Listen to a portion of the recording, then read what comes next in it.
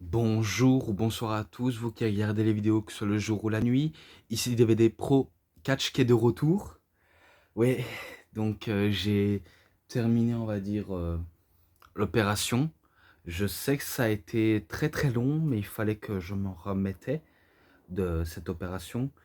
Et que, et que pour rappel, il faudrait que j'attende 5 mois pour on va dire, faire la rééducation, parce que je dois faire du kiné. Et aussi pour trouver mes sensations. Donc c'est pour ça que je ne me bougerai pas trop longtemps à faire des choses que j'ai peut-être envie de bouger, mais voilà, vous avez au moins compris. Mais que voilà, au moins vous saviez que je suis toujours là, que je suis toujours en vie, que voilà, que j'ai une vie aussi, pas, pas concernant à certains qui n'en ont aucune. Mais ça, c'est une autre histoire.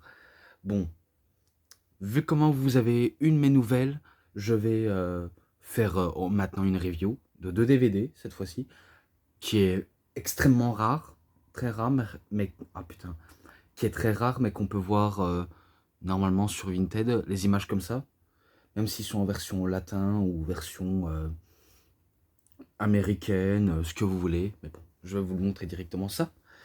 Allez, c'est parti. Donc oui, c'est sur Wrestling Megastars. Il y a le numéro 13, numéro 15. Donc celui-là, c'est pour JBL, Isonos Divinta del Wrestling. Et l'autre, The Big Show. Voilà, tout simplement. Et que je pense que je vais plutôt m'attaquer sur celui-ci parce que celui-là, je l'avais déjà fait une review de la plupart des matchs. Car j'ai vu que les matchs se ressemblent exactement dans A Giant World, le monde d'un géant. Et celui-là, ben, je vais quand même le reviewer vu comment il est plutôt rare. Même si je suis pas un grand fan de JBL, mais bon, voilà. Je vais passer par celui-ci. Ouais, vous savez bien qu'il y a un DVD à l'intérieur. Et Jean-Michel Face ou il turn. De dos et de... Voilà, sa biographie. Son fameux shop d'Atemi et coup d'accord à linge sur... enfin, Kane qui fait un coup d'accord à linge sur le Big Show. Et les affrontements auxquels il aura affronté. Plus la fiche du jeu. Même si j'aurais pu vous le montrer dans Animal Unlashed, enfin Unlashed 2.0, mais j'ai pas voulu quoi.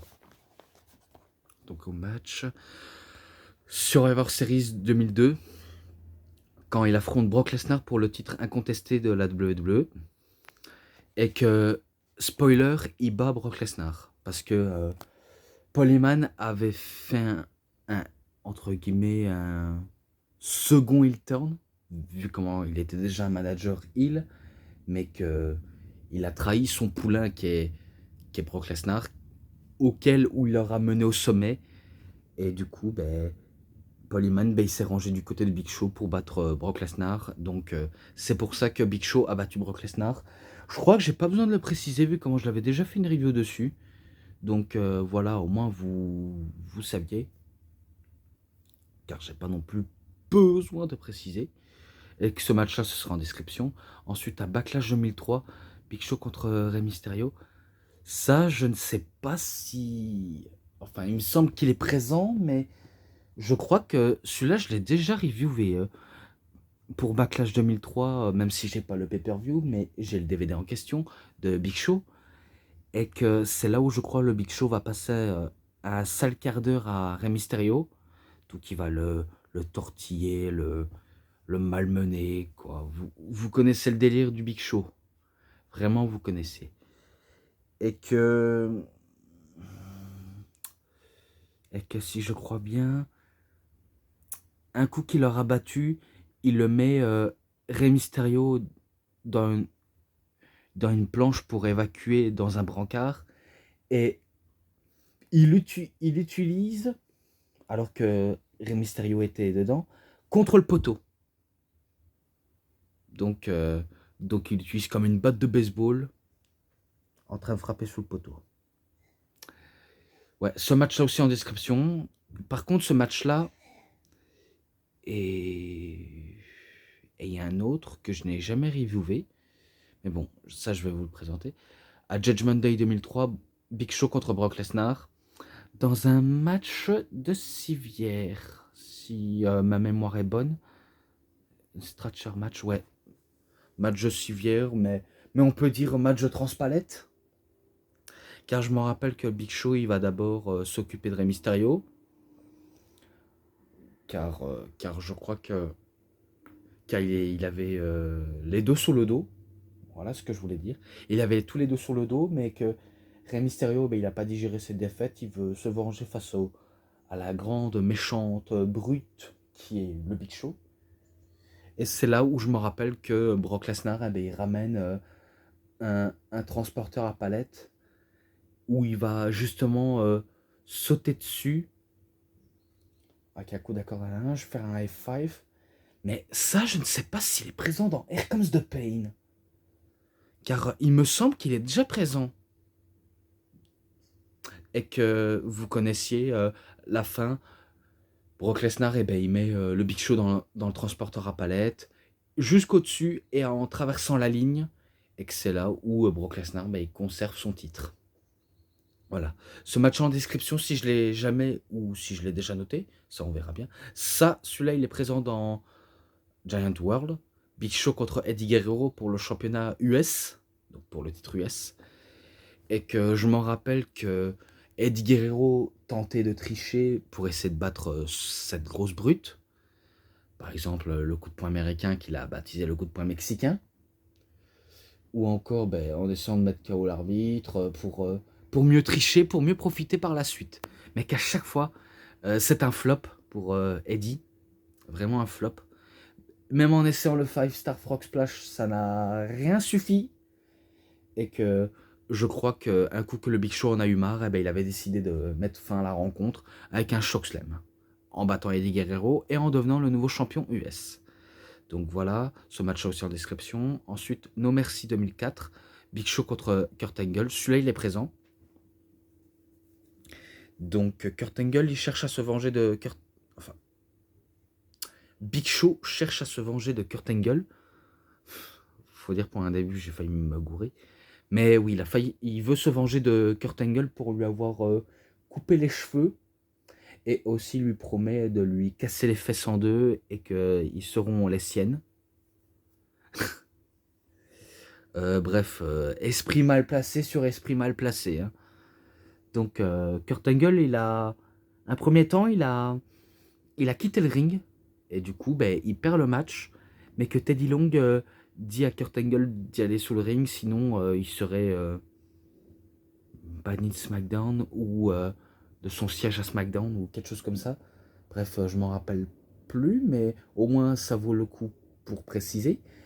Donc il a failli renoncer à nouveau à ce match, mais il n'a pas eu d'autre choix. Donc il va au front, il va au charbon, mais que c'est là où il commet la plus grosse erreur, car le Big Show, il l'encastre, sous le ring bien sûr, et que il fait un étranglement, mais en le montant jusqu'à la troisième corde. Du coup, il fait un big chokeslam de la troisième corde. Bien sûr, le Big Show n'est pas monté dessus, hein, mais il voulait que Kurt Angle montait pour mieux l'écraser par la suite. Donc c'est victoire de Big Show. Voilà, vous connaissez la suite. Là, ce match-là, je ne l'ai jamais noté. Il me semble que je pense l'avoir jamais noté. Donc c'est pour No Way Out 2005 qu'apparemment le show n'est pas vraiment le plus top, car peut-être que c'est un vide complet. Mais bon, ça c'est dans un match en cage pour le titre de la WWE. Et que je me rappelle que le match en cage, il y avait des fils barbelés au-dessus pour éviter que l'un des deux hommes s'échappe. Surtout pour JBL, vu comment il a on va dire, la lucidité d'avancer jusqu'à la cage et de passer par au-dessus. Mais là, c'est compliqué avec les fils barbelés. Donc, c'est sûr qu'il a nulle part où passer, mais qu'il n'y a que on va dire qu'il n'y a que la porte d'entrée pour mieux s'échapper. Mais que si je crois bien, il a quand même tenté de passer par au-dessus malgré les fils barbelés. Et même s'il se fait rafler la peau ou le calbut, même les bottes, bref, tout son équipement de combat. Bref, il a tenté. Et je me rappelle aussi le chokeslam où il fait passer à travers le ring. Ouais, donc en gros, le ring, pas qu'il explose, mais que suite à l'impact, eh ben, le ring il manque de se casser. En tout cas, il y a une partie des planches qui était enlevée. Et du coup, on se dit, ça y est, c'est mort pour JBL. Big Show va remporter le match. Eh ben, pas du tout. Pas du tout. Franchement, pas du tout. Car je me rappelle que le Big Show, ben, il passe par la porte, mais que JBL était déjà dehors avant que le Big Show franchisse. Et pourtant, le Big Show, il pensait avoir la victoire en main. Et finalement, ben, c'est JBL qui remporte le combat et qui conserve son titre. Bref, une fin assez bizarre, mais qui vaut le coup pour JBL de conserver une dernière fois son titre jusqu'à WrestleMania 21. Et voilà quoi. Et tandis que le Big Show, ben, lui, pour WrestleMania 21, ben, lui va affronter un sumotori japonais et qui se fera humilier. C'est sûr que WrestleMania, c'est un peu, on va dire, son terrain où il perd. Car c'est vrai que ça n'a jamais été un immense vainqueur de WrestleMania. Donc oui, on peut dire un big loser si vous voulez. Et qui n'a pas non plus eu des matchs très très mémorables à WrestleMania. Même dans sa carrière, il n'a pas non plus eu que des matchs mémorables. À part que les face et les heel turns qu'il a enchaînés, ça peut être mémorable, mais voilà. C'est un peu pour ça que je l'ai baptisé Jean-Michel heel turn. Par contre, s'il est face, Jean-Michel face turn. Et s'il aurait été des deux, ben, Jean-Michel Twinners. Voilà. Au moins, vous avez mes réponses. Ce match-là, il n'était pas non plus que du top, même s'il a été sanglant. Mais je le mets, allez, 3, 3,20. Ouais, allez, 3,20. C'est cadeau. Ensuite, ben, un match que j'ai déjà noté dans le coffret, justement. Taboo Tuesday 2005, Big Show et Kane. Par contre, pourquoi ils mettent pas... Ah ouais, c'est bizarre. Là, celui qui a marqué en latin, ben, il s'est complètement gouré. Big Show et Kane contre Lensked et Trevor Murdoch pour les titres mondiaux par équipe du côté de Raw. Donc, je pense que vous connaissez la suite. C'est là où le Big Show et Kane devient champion par équipe en battant Lensked et Trevor Murdoch. Voilà, au moins vous le saviez déjà. Si vous ne saviez pas, ben, au moins je vous balance des infos gratuites. Et que j'ai pas non plus trop expliqué ces matchs-là parce que j'ai pas envie que la vidéo dure environ 1 heure ou 2 heures, car après j'ai plus d'espace, donc c'est pas le moment. Mais bon, ce match-là en description, et j'ai déjà assez dit pour ce DVD, qui n'est pas non plus le plus top, mais au moins j'ai cité, tout en étant positif, même si c'est pas toujours que du positif, mais voilà, ça peut passer également. Maintenant, ben, le bully, la brute, comme j'aimerais dire, JBL, John Bradshaw Layfield. Bon, certes, lui aussi, c'est pas non plus un de mes grands catcheurs préférés, mais voilà, au moins j'ai su, on va dire, en découvrir plus sur cette année. Donc voilà, nom de ring, John Bradshaw Layfield, résident New York City, début de carrière dans le catch en 1992.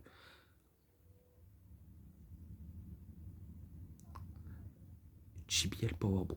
Ah, c'est ça, avant comme finish, enfin, prise fétiche, Course Line from Hell et JBL Powerbomb qu'il a baptisé.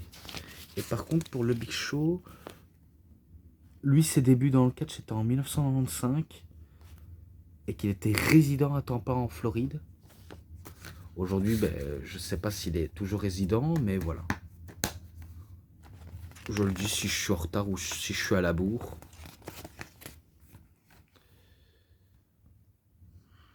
avec une tenue ultra patriotique.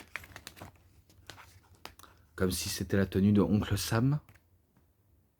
Line for my Hell, sur Hardcore Lee, sur John Cena, Undertaker, Chris Benoit, je crois, et JBL, Batista.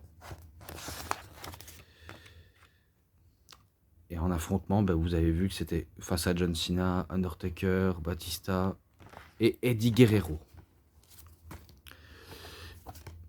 Et qu'il y a un match avec Eddie Guerrero qui est présent dans le coffret de Viva la Raza et même dans son DVD à lui, qui n'est pas non plus exceptionnel, mais au moins je le cite direct.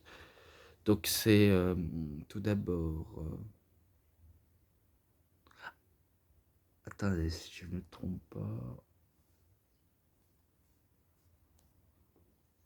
En fait, c'est moi qui me trompe. Ouais, c'est moi qui me trompe. Oh ouais, dans la vie, c'est vrai que c'est un peu dur de se tromper, mais c'est pas grave. Mais dans un Great American Bash 2004 que j'ai déjà noté, donc c'est là où il bat Eddie Guerrero dans un Texas Bull Rope match, donc match de la corde avec la clochette à vache au milieu pour mieux se le foutre sur la gueule et saigner. Bref, moi je croyais que c'était de Judgment Day, mais que non, il ne figure pas dans le coffret de Eddie Guerrero, donc excusez-moi pour le malentendu. Donc voilà, je m'excuse. Ben, le match n'était pas non plus exceptionnel comme ce pay-per-view, mais que j'ai quand même essayé de dire dans la positivité, malgré que ce n'est pas, on va dire, la grande joie. Mais que c'est là, on va dire, il le bat véritablement et que Eddie Guerrero, après un règne qui me semblait plutôt correct, même s'il a eu un peu de rivalité moyen, il a quand même donné de sa personne à Eddie Guerrero, parce qu'il ne faut pas croire que Eddie Guerrero ne donne jamais de lui-même. Au contraire, jusqu'au début, à la fin de sa carrière, il a tout donné pour arriver au top. Et que de le voir abandonner son titre au profil de John Bradshaw Layfield, est-ce que certains pourraient voir ça comme un goût amer ou un goût complètement différent?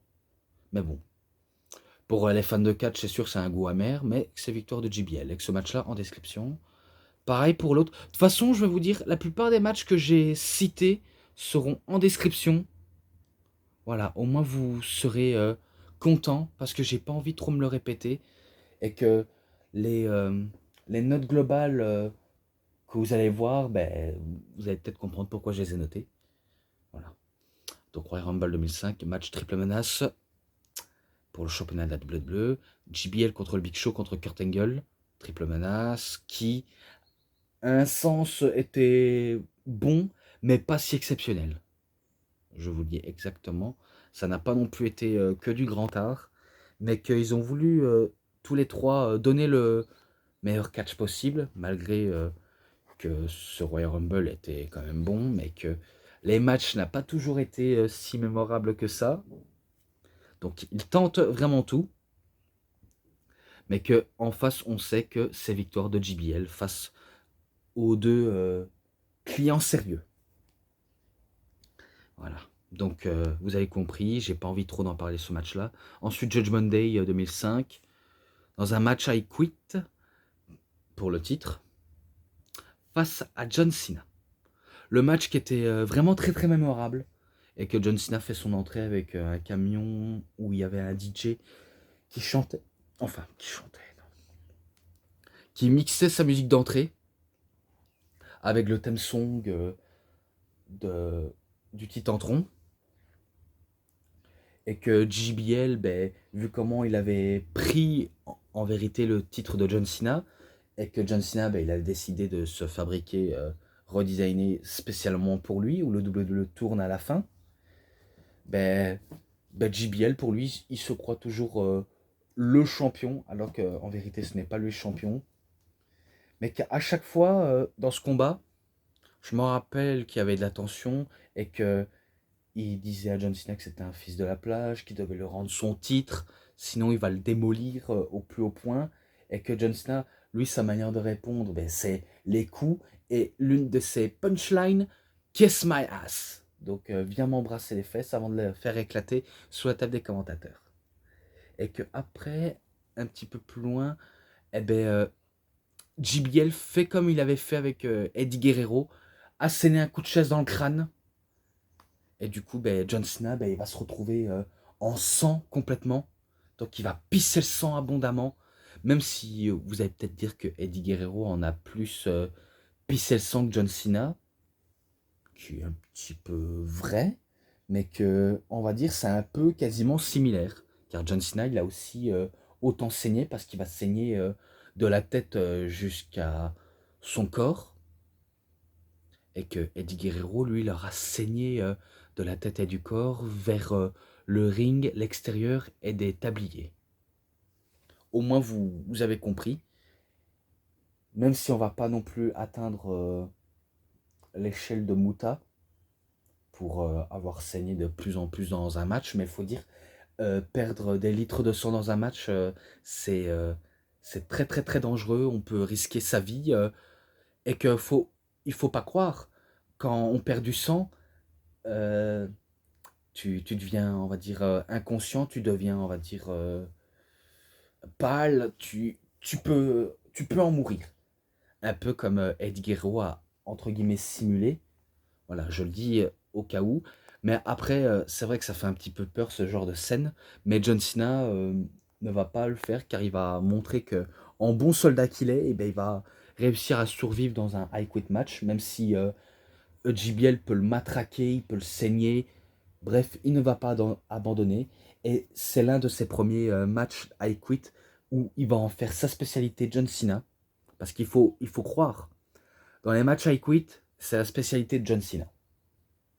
Mais après, il a d'autres spécialités, hein, comme le dernier homme debout, peut-être les... Non, peut-être pas les False Count Anywhere, mais au moins vous avez compris, il y a les deux stipulations que c'est un spécialiste. Voilà, parce que si vous dites que John Cena est un spécialiste de rien du tout, c'est que vous le sous-estimez ou alors vous le crachez à la figure et que vous n'êtes pas fan. Alors oui, vous avez le droit de ne pas être fan de Cena, mais rendez-vous compte que cet homme en a évidemment dans le calbut. Et que il le dit toujours, ne jamais abandonner, et qu'il travaille acharnement, loyauté, respect, et que pour lui c'est un mode de vie,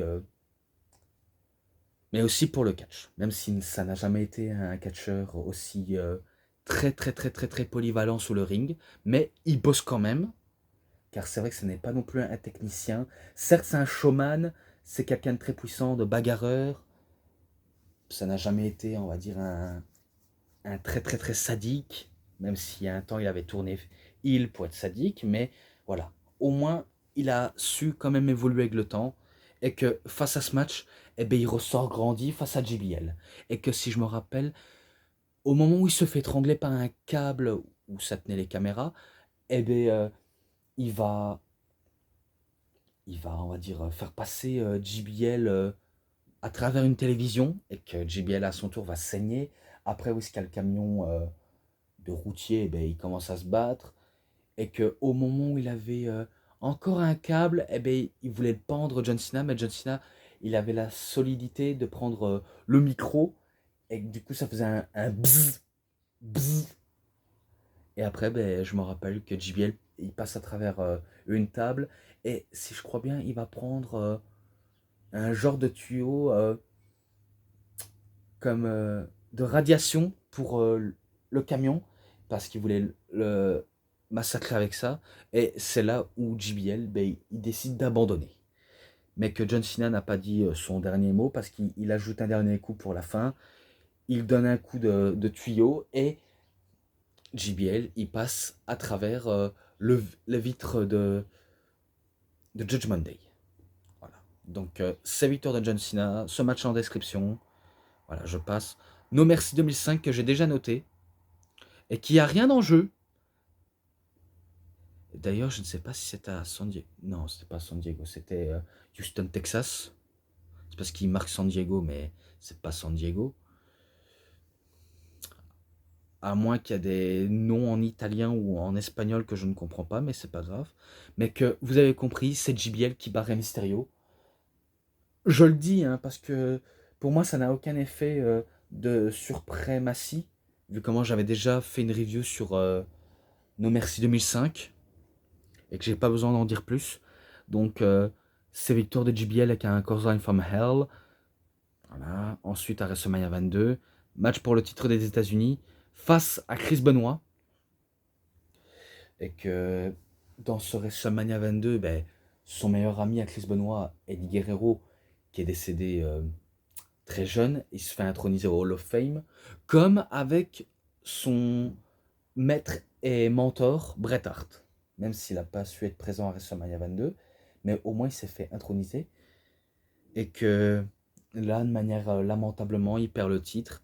Et que JBL, je m'en rappelle durant tout le match, eh ben, il se moquait de Benoit, il se moquait même de la mémoire d'Eddie Guerrero. Bien sûr, en tant que heel, hein, et qui il fait pas parce qu'il le pense vraiment.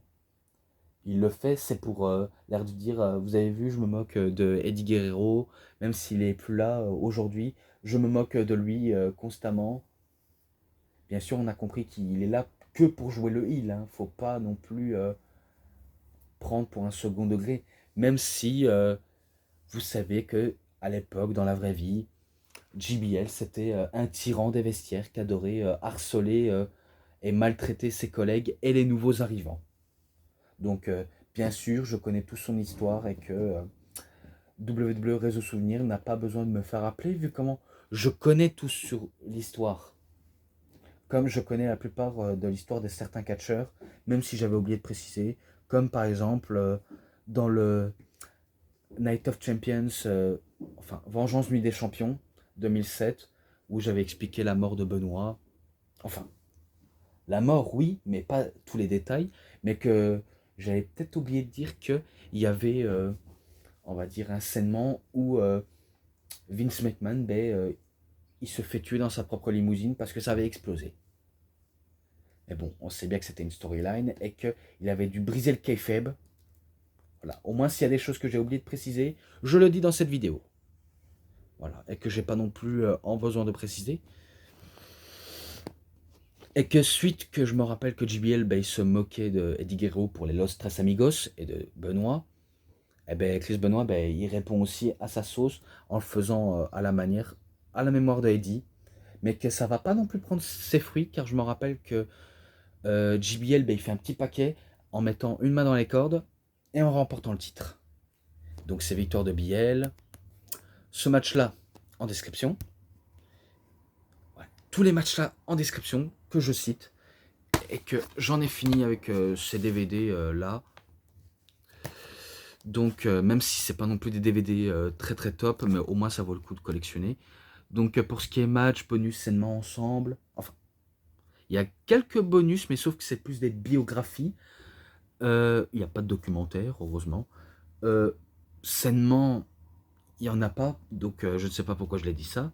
Mais on va dire les matchs, bonus et l'ensemble.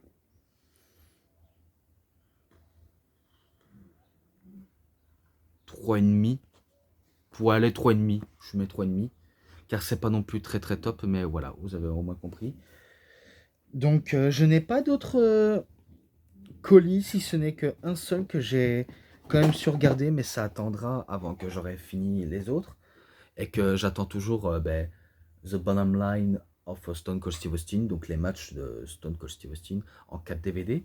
Donc oui, je me le suis commandé, mais ça faudrait que j'attende. Tout d'abord, ben, je vous montre un au hasard. Vengeance en 2011. Donc ça complète toute l'année 2011.